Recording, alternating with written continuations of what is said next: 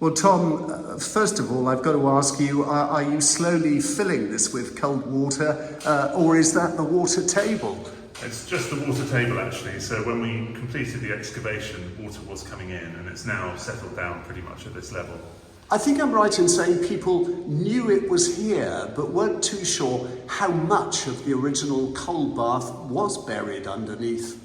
Absolutely, so we knew, and you could see the rim of the bath going around the top when we came to look at the building, but it was covered over with carpet tile and a concrete floor, and what we didn't know was what was underneath that concrete floor, how much of the original coal bath survived from the bombing in 1942, and so it was really exciting when we were able to get through that floor and take out the rubble that had been put there, and actually just to see it remarkably preserved in this space. I'm probably being very thick, but in a city famous for its hot thermal waters, why would anybody want to get into cold water?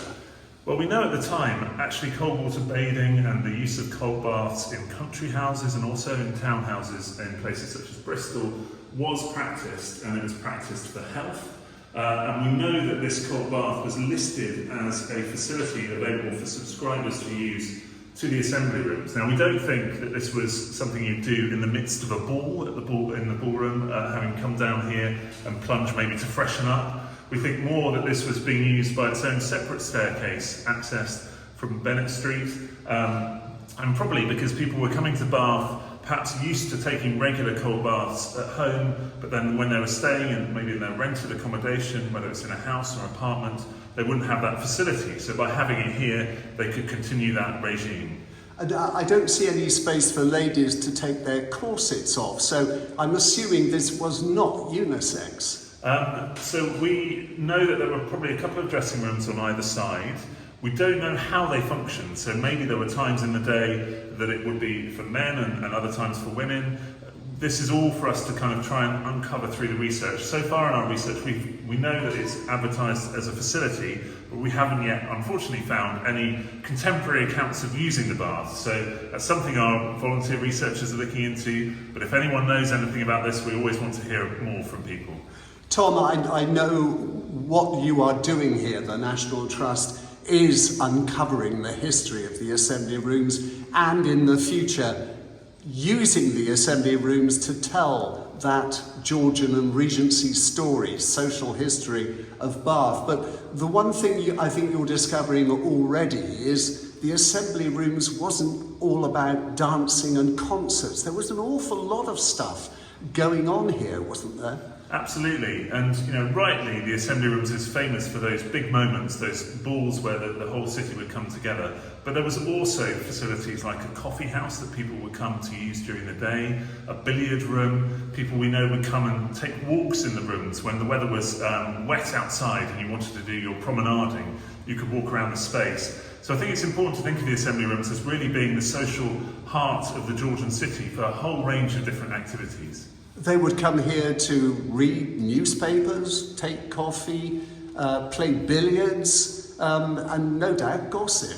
Absolutely, and one of the amazing things is there is so much available in the historic documents to help us understand that. So whether it's people's own diaries or journals from the period, or actually the records of the original management committee of the assembly rooms, which are held in Bath Record Office, which give us so much detail, including all the different newspapers that were being ordered when the rooms were set up. For the benefit of people who don't know the full story about how the assembly rooms was affected during the Bath Blitz, basically the basement is the only real bit that survived. I know the walls were still standing, but the actual building was pretty well gutted. Absolutely, so it was hit in April 1942 and incendiary bombs effectively burnt all the way down to basement level. And one of the key things we've been doing this year and will continue to do is trying to uncover as much as possible in the lower levels to understand how much of the original fabric survives, and this is a brilliant example of something extraordinary that survived. Will people be able to use this facility in the future? I think that's probably unlikely in terms of being able to use it as a cold bath, but we're absolutely thinking about how to bring this into the future experience so people can see and understand the story of cold water bathing alongside obviously the hot water bathing that the city is famous for. Well, you're doing an amazing balancing act at the moment because all this research is going on towards the completion of how the assembly rooms will look in the future when you reopen as a real visitor experience. But at the same time, you are still having events here. The place is not deserted. Absolutely. We've had a really busy year so far, hosting an exhibition from the Boden Museum, hosting Forest of Imagination, also the Jane Austen Ball for the Jane Austen Festival. Coming up in October half term, we'll be open and hosting the Big Draw, so people can come and help us create the longest minuet, which is basically we have one caricature in the collection here, which is a famous picture caricaturing this dance called the Long Minuet, and we want people to come and help us create an enormous version of that by drawing their own characters over October half term. And we also have the Mozart Festival coming in November. There are still spaces available, half term, kids can still... Yeah, over half term, absolutely, will be open for free during Museums Week, so you can come along to that. And that's, we're not booking that in advance, so people can come in and use the rooms then. As far as doing what I've done and having a quick nosy in the basement, that facility is available to the public, but I think you're sold out. So we've put on our first round of hard hat tours, which I think are happening this month. I believe they've sold out, but always worth checking the website. We're also continuing to do guided tours during the week, which are available to everyone, again, via the website, and that's mainly on the ground floor.